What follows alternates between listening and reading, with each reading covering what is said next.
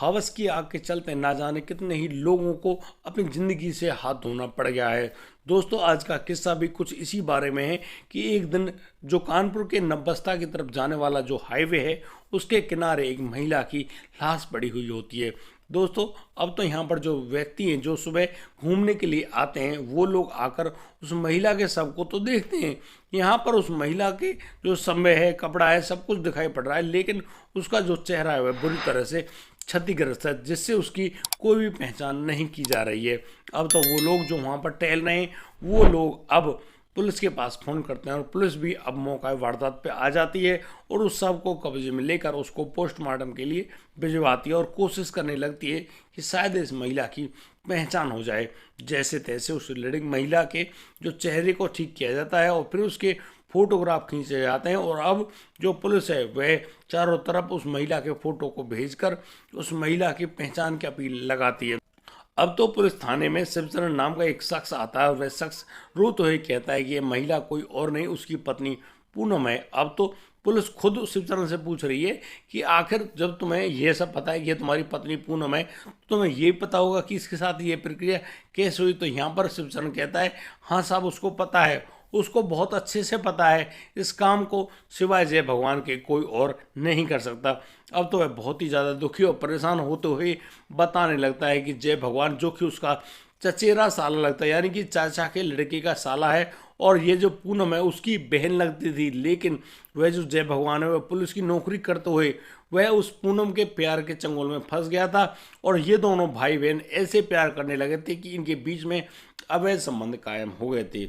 और फिर उसके बाद जय भगवान उस दिन तो आया था और यहाँ घर आकर उसकी पत्नी यानी कि पूनम को अपने साथ लेकर गया, लेकिन उसको मालूम नहीं था कि यहाँ पर कुछ ऐसा हो जाने वाला है। दोस्तों, आइए जानते हैं पूरे मामले में क्या क्या हुआ है। एक भी सेकंड की वीडियो को मिस ना करें। नमस्कार, आदाब, सत श्री अकाल दोस्तों, स्वागत है आपका हमारे यूट्यूब चैनल किस्से क्राइम के। और दोस्तों, आपसे वही प्यार भरी गुजारिश, आगे बढ़ने से पहले हमारे चैनल को सब्सक्राइब करना, नोटिफिकेशन की बेल को दबाना बिल्कुल ना भूलें।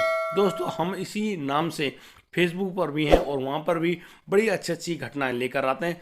दोस्तों, आपसे विनती है आप हम लोगों को फॉलो अवश्य करें। दोस्तों, आज हम आपको लेकर चलते हैं कानपुर देहात का वह नवबस्ता जो हाईवे है उसके किनारे पड़ने वाला वह गांव जहां पर वह पूनम शिवचरण यानी कि रहते हैं। दरअसल नवबस्ता के बगल में एक गांव पड़ता है। उस गांव में जो राम सिंह नाम के एक व्यक्ति हैं, उनके 3 औलादें होती हैं, यानी कि उनका जो बड़ा बेटा है, बीच की लड़की पूनम होती है, एक छोटा बेटा होता है। छोटा बेटा अभी स्कूल में पढ़ रहा है, लेकिन यहाँ जो राम सिंह है, राम सिंह और उसके बड़े बेटा की बहुत ही गंदी आदत है, क्योंकि वो लोग बहुत ज़्यादा शराब पिया करते हैं और उसी शराब के पीने के चलते वो लोग बहुत ही ज़्यादा गरीब स्थिति में पहुँच गए हैं। वो लोग अब उस लड़की जाने की पूनम, जो कि बड़ी सुंदर दिखने वाली होती है, वह शादी की उम्र पर आ जाती है, लेकिन वे पिता और वे बेटा उस लड़की के लिए कोई संबंध नहीं ढूंढ पाते हैं। बहुत ही जल्दी जब वह पिता थोड़ी सी कोशिश करता है तो उसको बगल के गांव में ही एक लड़का मिल जाता है। उस लड़के का नाम होता है शिवचरण। अब तो वह जो राम सिंह है उस शिवचरण को अपनी बेटी के पति के रूप में चुन लेते हैं और बस उनकी शादी करा देते हैं। यानी कि जो वह लड़की पूनम है एक गरीब घर से आई थी, यानी कि उसने ज़्यादा कुछ नहीं देखा था, लेकिन शिवचरण के घर आकर बहुत ही ज़्यादा खुश होती है और बस बड़े ही प्यार से वो दोनों रहने लगते हैं और बहुत ही जल्दी उनको 2 बच्चे भी होते हैं।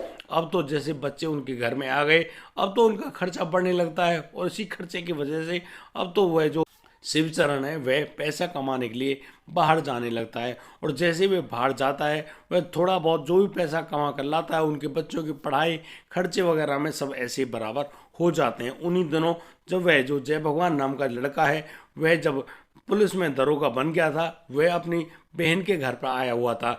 जब वह अपने जो उसका जीजा लगता है, यानी कि चचेरा जीजा लगता है शिवचरण, उनके घर आता है तो वह शिवचरण की जो पत्नी है पूनम को देखकर बिल्कुल उसकी आंखें फटी की फटी रह जाती। दरअसल वह जो पूनम होती है थी ही इतनी सुंदर दिखने वाली वह पूनम, जिसका भरा पूरा वह जो शरीर है उसको देखकर वह जो जय भगवान है उसके मुंह में पानी आ जाता है और वह अब उस पूनम से बहुत सारी बातें करता है और ना जाने क्यों अपना दिल दे बैठता है उस पूनम को। अब तो पूनम के साथ बड़े ही प्यार से वह अपनी बातचीत किया करता है, उनके फ़ोन नंबर्स का आदान प्रदान हो जाता है।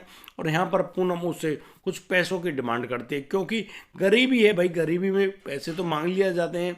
और वह उसका भाई जो कि पुलिस में लग गया था, अब तो पैसों की डिमांड तो वह अपने भाई से करती, तो कुछ पैसे वह जो लड़का है जय भगवान अपनी बहन को दे दिया करता है।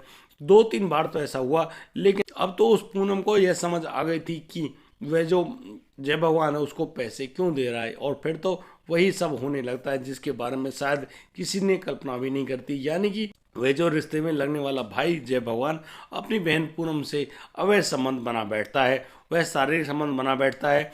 और इसी प्रकार से बहुत जोर से दोनों मज़े करने वाले होते हैं। अब तो वह जो पूनम है वह भी बहुत जोर से संतुष्ट हो रही है, और बस जय भगवान उसी एवज में, यानी कि संबंध बनाने के एवज में उसको 1000-2000 रुपये दे जाया करता था। अब तो पूनम अपने सभी शौकों को पूरा करने लगी थी, और बस इस प्रकार से उनका ये जो किस्सा है ये सामने आने लगता है। जैसे ये सामना जय भगवान की पत्नी लक्ष्मी के सामने आता है, तो लक्ष्मी बहुत ही ज़्यादा दुखी और परेशान होती है, और वह अपने पति से कह रही होती है कि तुमको शर्म नहीं आती जो तुम इस प्रकार के काम करते हो। अब तो वह जय भगवान उसको बहुत बार समझाता है कि नहीं, कोई बात नहीं, समझ जाओ, मैं आगे से ऐसा कोई काम नहीं करूँगा। लेकिन लक्ष्मी उसको साफ हिदायत देती, या तो इस घर में वह पूनम रहेगी या फिर वह लक्ष्मी रहेगी, यानी कि यदि तुम लोग नहीं माने तो वह अपने आप को यानी कि मौत के हवाले कर देगी, नहीं तो तुम्हें उस जो पूनम से छुटकारा पाना होगा। लेकिन वह पूनम जिसको एक नई आदत पड़ चुकी थी, यानी कि हवस की आग में वह ऐसे जलने लगी थी, अब तो उस पूनम से नहीं रहा जा रहा था, उस जय भगवान से दूर। और जय भगवान के पास वह अक्सर फ़ोन किया करते और उससे पैसों की डिमांड किया करती। अब तो वह जय भगवान भी सोचने लगा था कि यार ये पूनम तो संबंध बनाती है ठीक है, लेकिन ये पैसों के लिए मुझे ब्लैकमेल करती है। अब तो वह खुद भी, यानी कि वह जय भगवान भी पूनम से छुटकारा पाना चाहता था, लेकिन पूनम के दिमाग में जहाँ वह हवस की आग घर कर गई थी वह कहाँ रुकने वाली थी। अब तो वह उसको लगातार धमकी देती थी कि यदि तुमने उसकी मांग नहीं मानी तो वह तुमको बदनाम कर देगी, और पुलिस में उल्टा जाकर उसको कंप्लेंट कर देगी उसके खिलाफ। अब तो वह जय भगवान बहुत ही ज़्यादा दुखी होता है, लेकिन वह अपने साले लक्ष्मण के साथ कुछ ऐसी साजिश रचता है। वह एक दिन उस पूनम को फ़ोन करके अपने पास बुलाता है। पूनम उससे 10,000 रुपयों की मांग करती है, तो यहाँ पर जय भगवान कह देता है कि हाँ, वह उसको 10,000 रुपये दे देगा।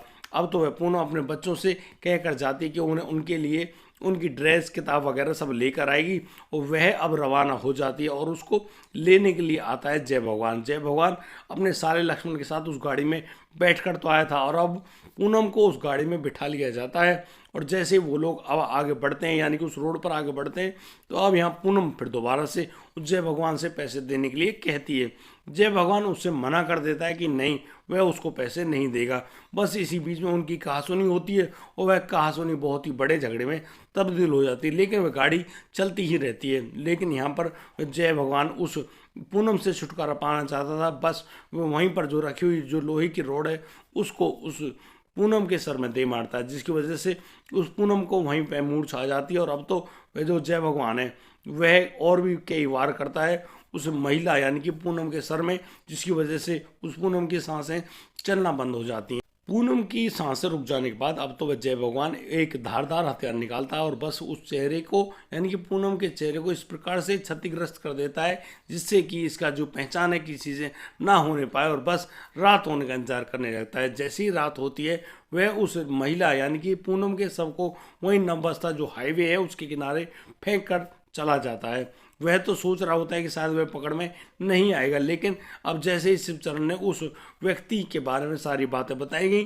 तो अब तो पुलिस पूरे सबूत पूरे मामले के साथ उस आदमी जय भगवान को बुलाते हैं। जय भगवान जो कि अपने थाने में एक दरोगा हुआ करता था, अब तो जय भगवान से जब पुलिस पूछताछ करती है तो जय भगवान भी ज़्यादा देर चुप नहीं रहता है, क्योंकि पुलिस की उस 3rd डिग्री के बारे में तो उसको मालूम था, क्योंकि जिन सजाओं को वो किसी अन्य आरोपी को दिया करते थे आज वही सजाएं उनको दी जाने वाली हैं। इसी बात के डर से अब जय भगवान अपनी सारी सच्चाई बयां कर देता है। पुलिस उस जगह पर उस जो जय भगवान नाम का जो दरोगा है उसको यानी कि मुख्य आरोपी बनाकर गिरफ्तार कर लेती है, और उसको कोर्ट के सामने पेश करके जेल भेज देती है। इस पूरे घटनाक्रम को सुनाने का उद्देश्य किसी को परेशान करना नहीं है, किसी का दिल दुखाना नहीं है। दोस्तों, हम इस पूरे घटनाक्रम के माध्यम से आप लोगों को बताना चाहते हैं कि हवस की आग के चलते ना जाने कितने ही परिवार बर्बाद हो गए, ना जाने कितने ही लोगों को अपने प्यारों से हाथ धोना पड़ गया है।